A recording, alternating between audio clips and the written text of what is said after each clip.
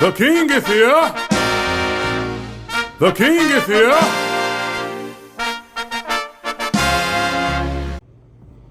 What's up, everybody? This is Knuckle King TV. I'm Lucky Knuckles. It's been a little minute, but I'm back. You got to pardon my little gray hair time to, put the little dye in there and take it out. But I had to do a video real quick. I've been real busy, but I had to sneak this one in. This one is about Terrance T-Bud Crawford in the aftermath of the Terrance Crawford mega super welterweight fight falling apart. And what I would like to say about it is not so much about the fight or the fight falling apart, but more so concentrating on Terrance Bud Crawford in this pound for pound little situation he's been throwing around, or the whole top ranked sell, how he's been trying to sell us. And I do have a pound for pound title for him. It used to be held by Canelo Alvarez, but now I do believe that T-Bud Crawford holds the pound for pound finesse king of boxing status right now. So I'm gonna go over pretty much Bud's alleged pound for pound ranking career, his accolades, and more importantly, his opponents. So a lot of times, like in them lower weight classes, those guys, you have some guys that are killers, but for the most part, those guys are opponents basically. Like they not no world beaters. When you follow a career, they ain't beat no world beaters, they ain't beat no Hall of Famers. And T-Bud Crawford was able to take advantage of this just like Lomachenko was. Like Lomachenko's another guy. Now this is not to say these guys aren't skilled, but they're able to view the landscape of these lower weight classes, take advantage, pick and choose, and then move when the threat comes. For example, now Terrance Crawford, let's see. I'm gonna go over some of the names you may recognize that Terrance Crawford fought against at the lower weight classes. Terrance fought Bridges Prescott, Ray Beltran, Ricky Burns. I'm gonna stop there. So those are some of the guys you would know that he fought on his rise to becoming, a good to great fighter, whatever you want to label him as. And as you notice, none of these guys, no world beaters, none of these guys are guys that you necessarily remember, ever talk about, ever hear anyone else talking about. But at that point in his career, he's trying to build himself too. So, this is like what it takes to get your numbers up, to get your record up. So, that's cool. That's kind of what it is. That's the business.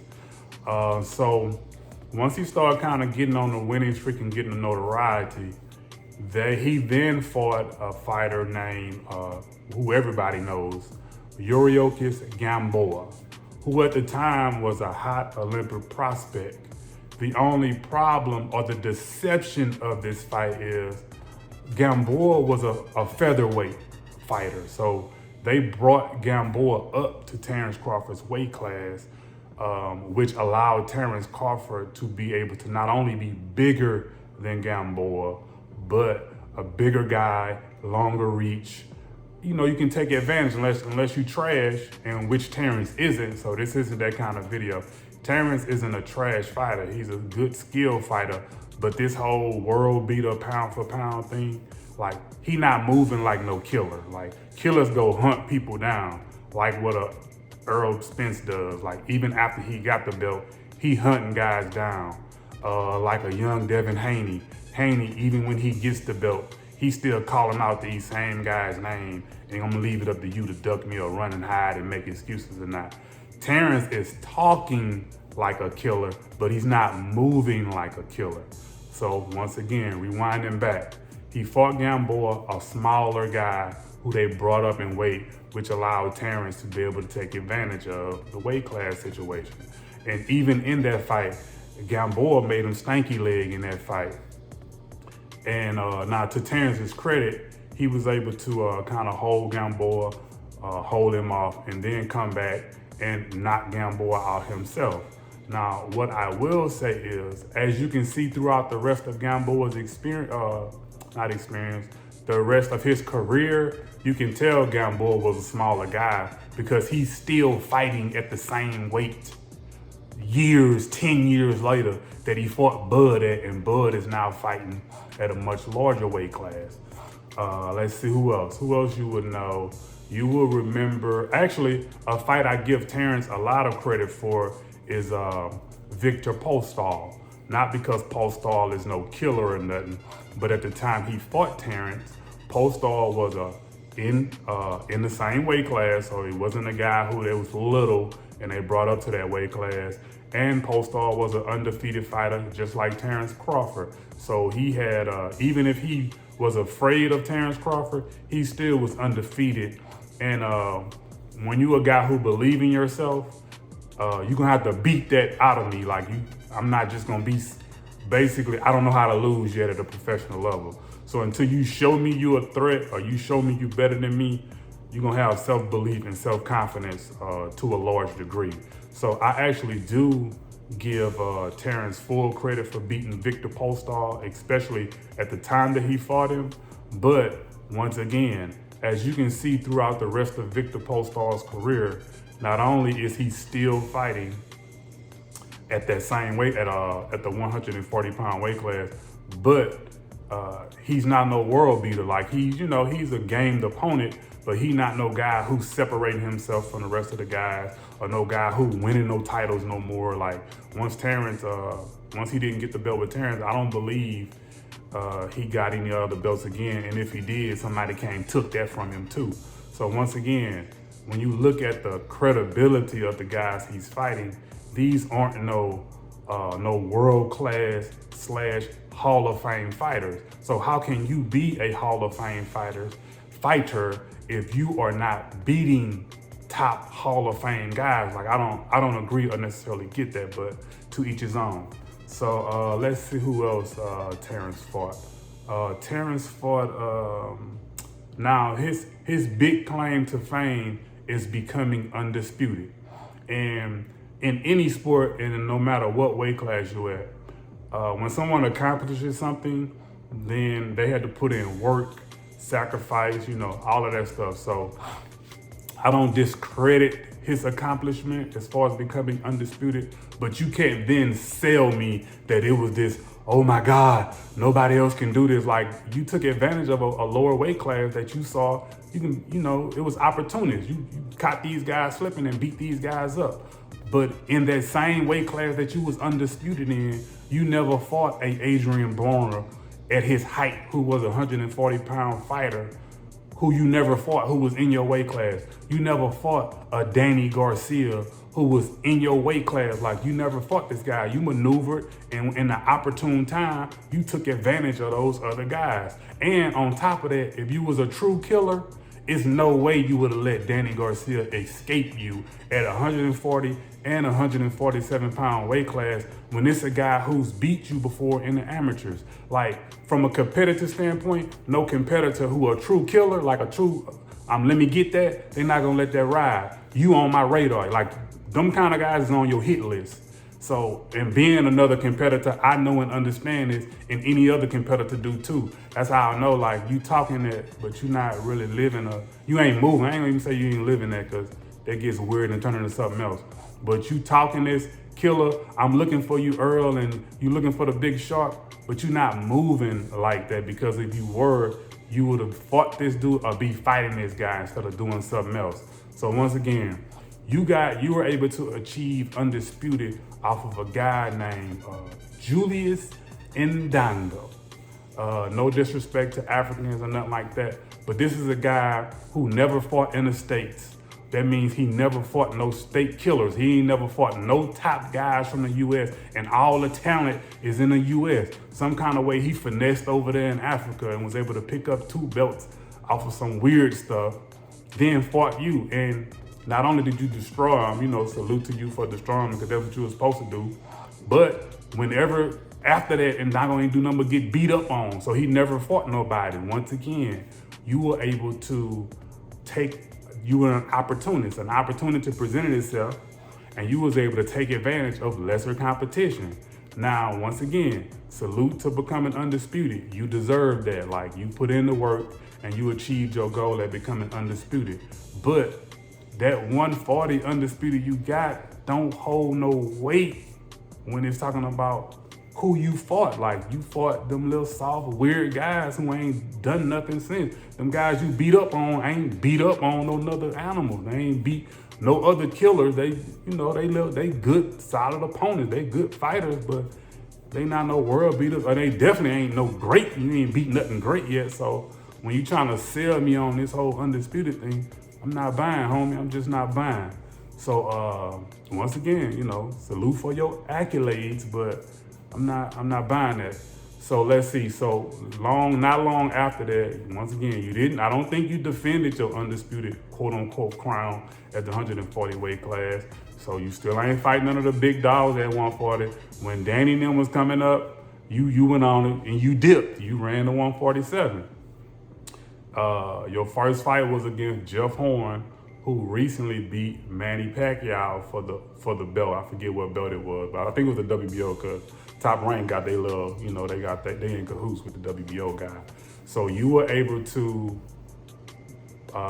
mandate a fight. Y'all set up a fight with Jeff Horn for you to have your first 147-pound fight be for a title. Once again, respect for that. And you beat the guy who beat the guy, whether people agreed that he beat Manny, although obviously it was an older Manny. They drug him out to Australia, man. Manny was probably jet lagged. Manny, he didn't look good in that fight. And it's one of those situations like when you're an older competitor, you just don't have it every night. Some nights you come out feeling good and looking good, and some nights you come out flat. And Jeff Horn was able to catch Manny flat.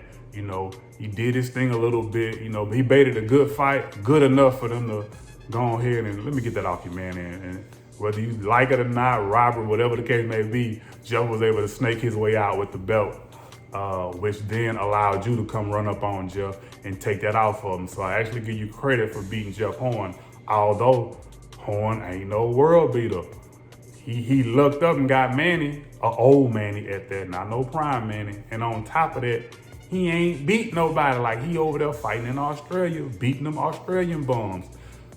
After that, he ain't beat nobody. He's a solid, good fighter, but this ain't no great Hall of Fame dude. So once again, you're not beating no great fighters, dude. And so how can you be this great Hall of Fame fighters and your competition is a little soft, it's a little soft, man. It's a little soft, dog. So let's see. So after Jeff Horn, I think you fought One Leg Benavidez, a cat who was actually Benavidez was a up and coming fighter, a good prospect, guy who was making some noise right up until he got shot in the leg. And not long after getting shot in the leg, he fought you once again. Perfect timing for T-Bud Crawford. He gonna slide in and take advantage of the opportunity. Salute to you. I'm just letting you know I see you. I see what you're doing. You selling this killer, but I see what you're doing. So you was able to get One Leg Benavidez. Who else you was able to get? Then you fought some other bums, but then you sold us, y'all propped up Aegis Kavalauskas. The mean machine, whatever he was. Y'all tried to sell this cat as this killer, whatever. Nobody believed y'all though. But what happened? Oh yeah. And in that fight, once again, credit to you. You knocked Green Machine out, Mean Machine out. But Mean Machine caught you slipping in that fight. Like, Mean Machine had you timed in that fight, until you turned up on him. Which is another reason why, dog, you ain't no killer like that. Like, you ain't, not only are you not fighting no killers, you letting these little, solid opponent dudes, lift your skirt. Like, show that, hey man, you vulnerable out here. So you're not no killer like that. You the pound for pound finesse king. So let's see who else. So then you drug up Kell Brook, who is a named fighter, but a beaten fighter. Like, Kell Brook had both his eye sockets broke. He done communicated that he done drug himself out of a drunken depression after Errol Spence broke one of his eye orbits, one of his eyes, and beat him down in his home in his backyard. He went into depression and had to pull his way out of depression. And let's see, he was fighting at the 154-pound weight class. Then you drug him down to the 147-pound weight class that he hadn't fought in years. Now, that's not your fault. Like, he agreed, so the fight is the fight. So it is what it is. But once again, you can't sell me on this killer talk. Like, another great opportunity on a guy who has a good name, but he's no longer a good fighter. Like, pound for pound, finesse king. And let's see, and for your last fiasco, you fought Showtime Shawn Porter, a guy who has a great name, who's a great competitor in the sport at the 147-pound division, but who admitted himself that, man, I really retired. You know, I'm really, my mind wasn't in the game no more. Everybody know he was doing this podcast by this point. So this was basically his walk-off last big retirement check, so to speak, or at least semi-retirement. So he, not only did he not give you his all, he didn't really care about the fight like that. It was one of them where I'm gonna go out there and do my best, but I ain't gonna train my best. I ain't gonna work my best.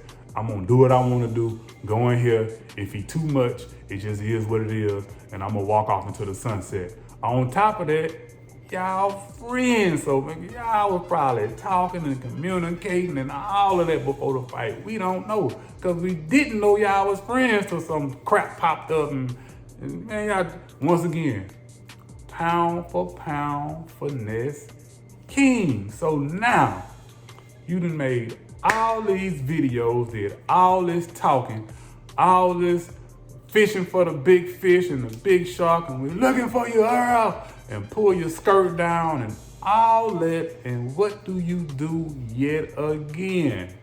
You back out of the Errol Spence fight. Now, I'm not gonna make no speculations on what kind of money you getting, and are you gonna be on BLK Prime and all this? Because at this point, until it happens, nobody knows. And I don't even believe in doing all that he say, she say, and hearsay. That's why I haven't made no videos about you to this point. I could have easily been dropping Errol Spence, Terrance Crawford videos and building my little channel up, because that's what everybody doing. They dropping, it don't matter if it's true, not true. Just put Errol Spence and Terrance Crawford name on there, and at minimum, you gonna get some bites, some clicks. But I'm not really about that. I'm about putting out good, solid material that I don't have to be making up stuff on and coming back later trying to fix stuff and all that. So once again, this is my insight on the career of the pound for pound finesse king, T-Bud Crawford. Once again, good fighter, great, I don't know. Hall of Fame, not to me. I haven't, you can give him his accolades, whatever, but I'll even say, I don't know, because once again, you ain't fought no killers. You've been ducking and dodging and picking and moving like Canelo. So this is the end of my T-Bud Crawford pound for pound finesse king video. Don't forget to like, comment, and subscribe. This the Knuckle King TV. I'm Lucky Knuckles, and I'm out. Till the next time. Peace.